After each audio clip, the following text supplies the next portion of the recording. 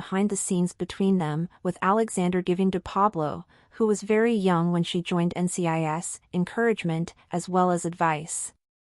Much has been said about the camaraderie in the police procedural, but one thing it hasn't really fully on is female relationships, and it would have been great to see both Kate and Ziva work together, even for just a brief period.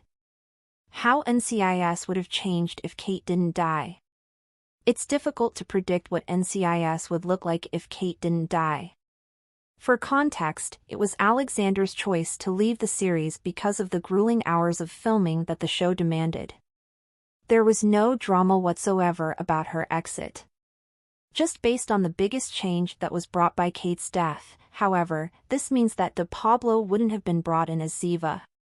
Even if she was recruited as part of the team to take down Ari, it was unlikely that she would have been a series regular since there wouldn't be a vacant spot. Perhaps the police procedural would have tried to establish a romance between Kate and Donoso, but something about that is off-putting looking back at everything that has transpired in the show. From there, the changes would snowball. Not having Ziva meant that her and Donoso's romance, which is the core of their upcoming spin-off, NCIS, Tony and Ziva, would not all happen.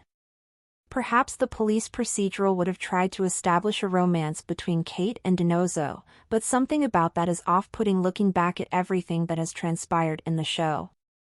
Ultimately, it's impossible to tell if NCIS would be better if Kate stayed, but it's undoubtedly going to be very different.